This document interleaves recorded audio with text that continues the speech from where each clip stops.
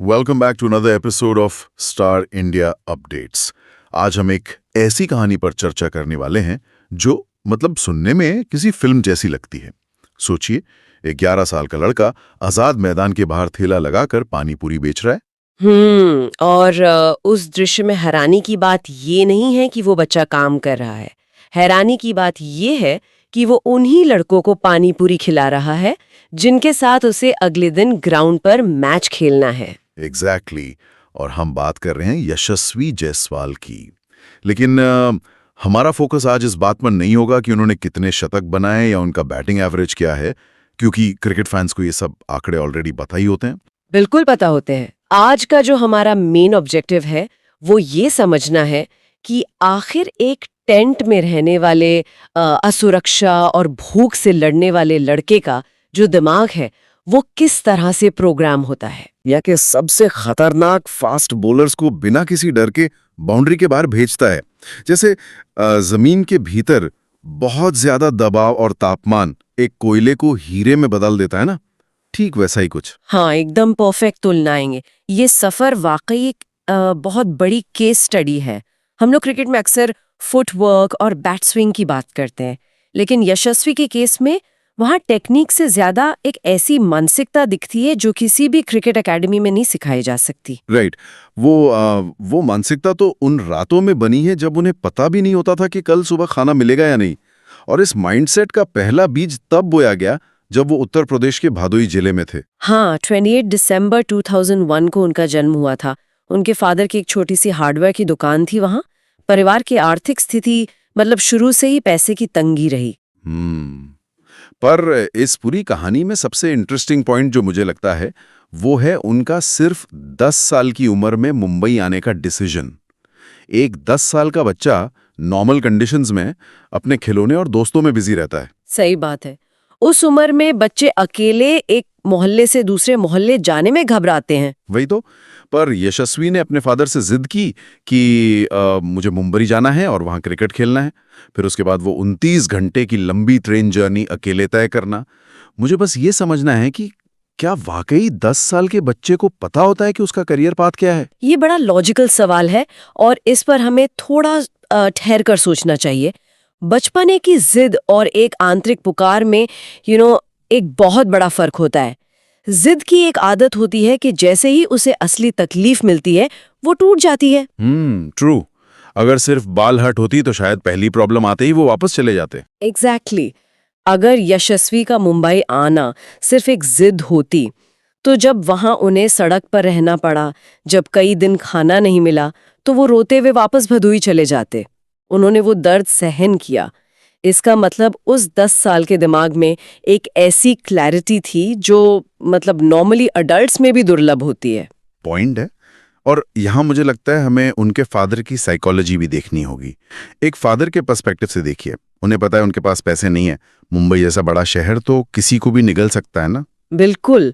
वहां हर दिन हजारों लोग सपने लेकर आते और गायब हो जाते हैं। हाँ, फिर भी अपने सबसे छोटे बेटे को अकेले ट्रेन में भेज देना, ये तो एक तरह से बहुत बड़ा रिस्क था एक फादर के तौर पर।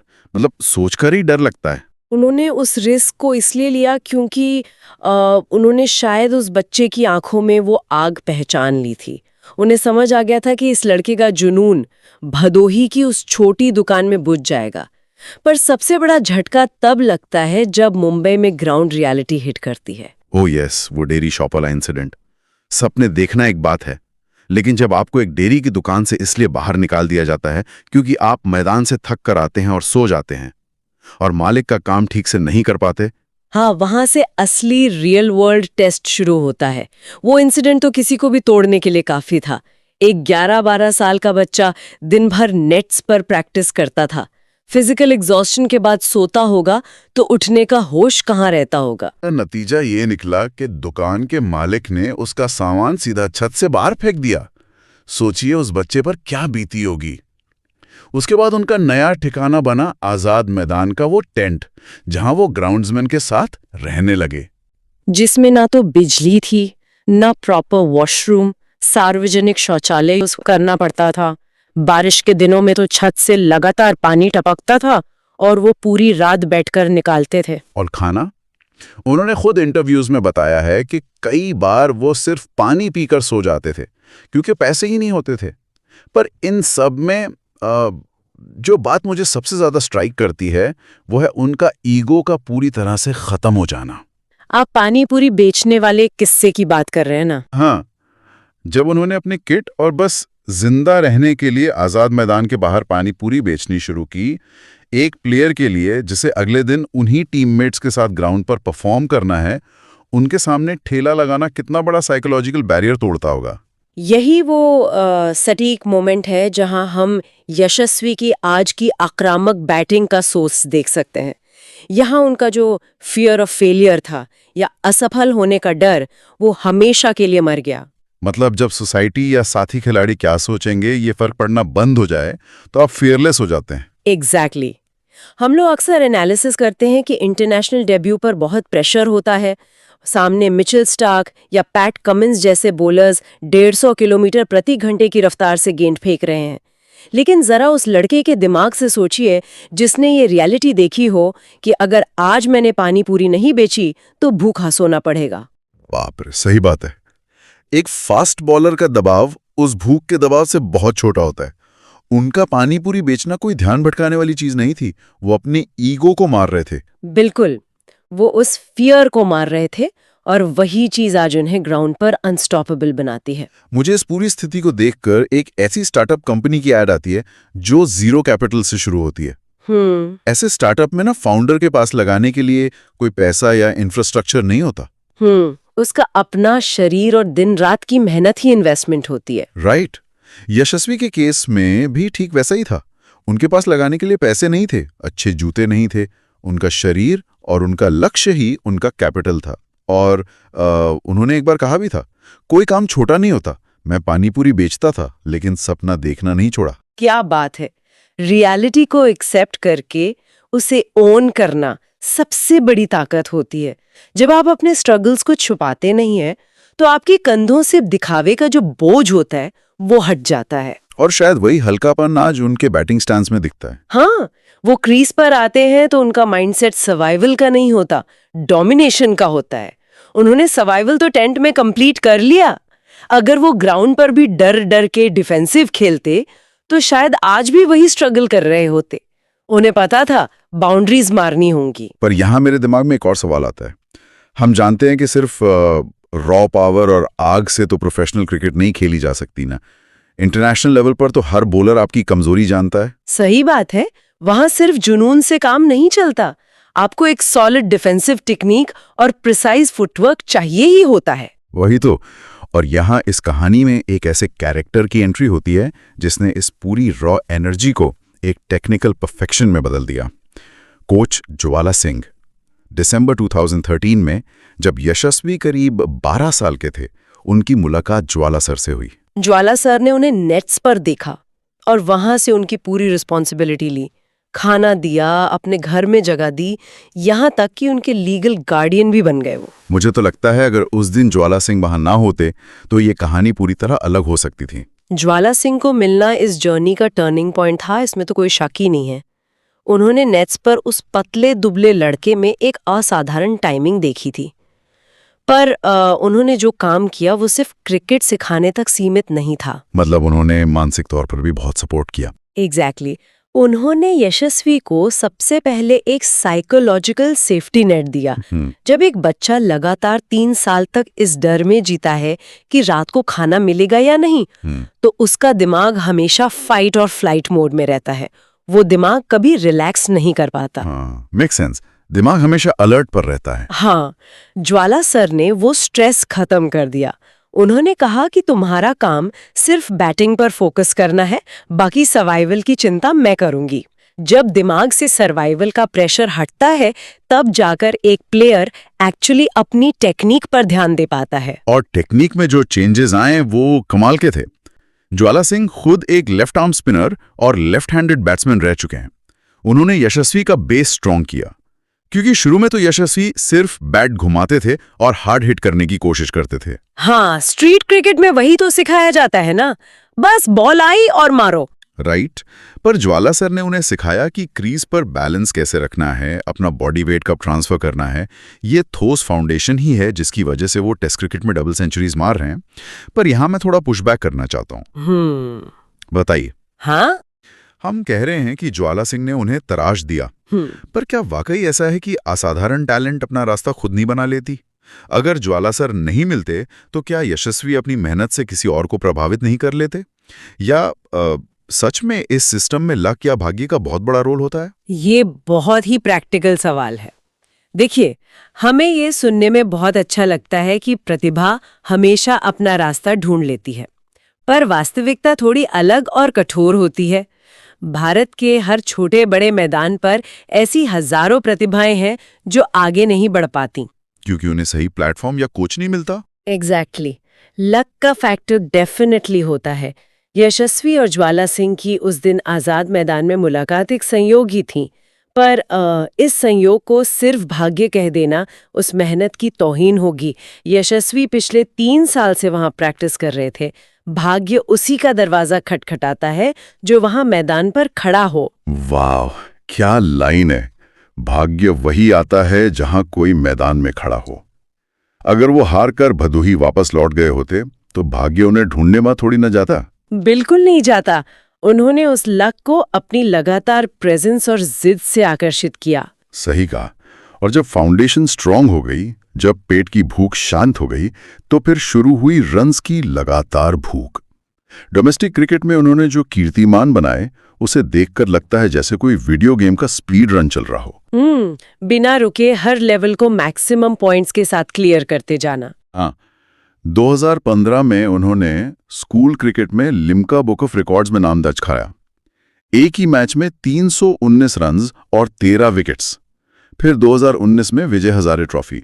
उस वक्त उनकी उम्र सिर्फ 17 साल थी। 17 साल में तो नॉर्मल बच्चे बोर्ड एग्जाम्स के प्रेशर से जूझ रहे होते हैं। वही ना, उन्हें कॉलेज एडमिशन की टेंशन होती है और ये लड़का झारखंड के एक्सपीरियंस बॉलर्स के सामने 203 रन्स की डबल सेंचुरी मार रहा था।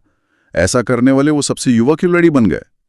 उसके बाद रणजी डेब्यू और सीधा 2020 के अंडर 19 वर्ल्ड कप में प्लेयर ऑफ द टूर्नामेंट। ये रैपिड प्रोग्रेशन किसी नॉर्मल करियर जैसा नहीं है, और इस तेजी के पीछे का कारण उनका फोकस था। अक्सर यंग प्लेयर्स जब डोमेस्टिक सर्किट में बड़ी इनिंग्स खेलते हैं तो उनके अंदर एक तरह की कंप्लेसेंसी आ जाती है। उन्हें लगता है सिलेक्टर्स की नजर में आ गए, अब रिलैक्स करते हैं। पर यशस्वी में वो संतुष्टि नहीं दिखी। बिल्कुल नहीं। उन्होंने डोमेस्टिक क्रिकेट को मंजिल नहीं समझा, बल्कि एक सीढ़ी की तरह इस्तेमाल किया। और 17 साल की उम्र में डबल सेंचुरी मारना, ये फिजिकल स्टैमिना से ज्यादा मानसिक मजबूती का प्रमाण है। 50 ओवर तक पिच पर पूरे फोकस के साथ खड़ा रहना कोई छोटी बात नहीं है। और ऐसी शांति एक 17 साल के लड़के में कहां से आती है? वही उन टेंट वाले दिनों से, जिसमें सर्वाइवल की ट्रेनिंग बचपन में ले ली हो। उसके लिए पिच पर खड़ा रहना उतना प्रेशर वाला काम नहीं होता। फिर उनका ट्रांजिशन होता है आईपीएल और टेस्ट क्रिकेट में, जहां आकर सबसे बढ़िया डोमेस्टिक टैलेंट्स भी अक्सर क्रैश कर जाते हैं। हाँ, इंटरनेशनल अरीना का प्रेशर और पेस अलग ही होता है। पर यहां भी इनकी रफ्तार कम नहीं हुई। 2020 में राजस्थान रॉयल्स ने उन्हें 2.4 करोड़ में पिक किया। फिर 2023 के आईपीएल में उन्होंने 625 रन्स का पहाड़ा खड़ा किया, जिसमें मुंबई के खिलाफ एक शानदार शतक भी शामिल था। राइट। फिर उन्हें वेस्टइंडीज के खिलाफ टेस्ट डेब्यू का मौका मिला। वहां पहले ही मैच में उन्होंने 171 रन्स की इनिंग्स खेली। फिर ऑस्ट्रेलिया के खिलाफ डबल 100 और इंग्लैंड दौरे पर तो रिकॉर्ड ही तोड़ दिए। 2026 तक टेस्ट क्रिकेट में 2500 से ज्यादा रन्स बना लिए हैं और एवरेज 50 के करीब है। इन स्टैट्स के पीछे अडेप्टेबिलिटी सबसे ज्यादा मैटर करती है। इंटरनेशनल क्रिकेट में वीडियो एनालिस्ट आपकी कमजोरियों पर दिन रात काम करते हैं। यशस्वी की खासियत ये रही कि उन्होंने अपने गेम को लगातार इवॉल्व किया। उन्होंने T20 के आक्रामक शैली को टेस्ट क्रिकेट में अप्लाई किया, पर उस सॉलिड डिफेंसिव बेस के साथ। अगर बॉलर गलती करे तो सीधा अटैक। और एक और चीज, जब किसी युवा खिलाड़ी को अचानक से इतना पैसा और आईपीएल का ग्लैमर मिलता है तो भटक जाना बहुत आम बात है। हाँ, सेलिब्रिटी कल्चर किसी को भी ट्रैक से उतार सकता है। मतलब यशस्वी जमीन से जुड़े में है। उन्होंने अपनी पहली कमाई से अपने परिवार के लिए मुंबई में फ्लैट खरीदा। वो जानते हैं कि किस कड़ी मेहनत ने उन्हें यहां तक पहुंचाया है। और इस कॉन्टेक्स्ट में मुझे उनका एक पॉडकास्ट का कोट याद आता है। उन्होंने कहा था, मैं सोचता था अगर कोई कहे मैं नहीं कर सकता तो मैं जरूर करूंगा। ये सुनने में भले ही साधारण लगे, पर इसके पीछे का जो साइकोलॉजी है वो बहुत ही अटैकिंग है। आमतौर पर जब लोग ताने मारते हैं तो इंसान डिफेंसिव हो जाता है, पर यशस्वी नेगेटिविटी को अपने ऊपर हावी नहीं होने देते, वो उसे फ्यूल की तरह इस्तेमाल करते हैं। मतलब एकदम काउंटर अटैक मोड में आते हैं। बिल्कुल, ये अटैकिंग मैकेनिज्म अब उनके डीएनए का हिस्सा बन चुका है। बचपन में जब लोग डाउट करते होंगे कि यूपी का लड़का मुंबई में क्या ही उखाड़ लेगा, तब उन्होंने इस ताने को एनर्जी में बदला। तो अब जब इंटरनेशनल मैदान पर कोई तजर्बेकार बॉलर उन्हें आंख दिखाता है तो उनका दिमाग तुरंत वही पुरानी फाइट मोड में स्विच हो जाता है। उन्हें किसी के वैलिडेशन की जरूरत नहीं होती। हाँ, उन्हें सिर्फ अपने आप को साबित करना होता है। तो इस पूरी असाधारण कहानी को अगर हम समेटें तो एक बात बिल्कुल साफ होती है, इंसान का बैकग्राउंड या शुरुआती तकलीफें ये तय नहीं कर सकती कि वो कितनी ऊंचाई तक जाएगा। अगर संकल्प ठोस हो तो तकलीफें आपको रोकती नहीं हैं, बल्कि वो आपको आने वाले बड़े दबाव के लिए पहले से तैयार कर देती हैं। यशस्वी का वो टेंट ही उनका सबसे बड़ा ट्रेनिंग ग्राउंड बन गया। बिल्कुल। निश्चित रूप से ये किसी भी स्थिति से ऊपर उठने की एक शानदार मिसाल है। किंतु इस चर्चा को विराम देने से पहले एक बहुत ही महत्वपूर्ण विषय पर ध्यान देना चाहिए। आज हम एक ऐसी सक्सेस स्टोरी का जश्न मना रहे हैं जो हर टेस्ट में पास हो गई। पर सोचिए, ऐसी हजारों कहानियां हैं जो कभी टीवी स्क्रीन्स तक नहीं पहुंचती। हमारा स्पोर्ट्स स्ट्रक्चर हर साल ऐसे कितने ही बच्चों को खो देता है जिनके पास क्षमता है, जुनून है, पर उन्हें कभी कोई ज्वाला सिंह नहीं मिलता। राइट, उन्हें अपने सपने बीच में ही छोड़ने पड़ जाते हैं। हाँ, तो हमारी ये चर्चा एक गहरा सवाल छोड़ जाती है कि एक समाज के तौर पर ऐसे कच्चे हीरो को वक्त पर खोजने और उन्हें सही मंच देने का उत्तरदायित्व किसका है?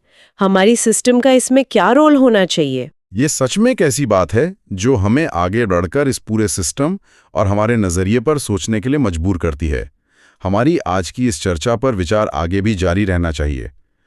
If you like the video, then hit the subscribe button and like the video, follow for more updates.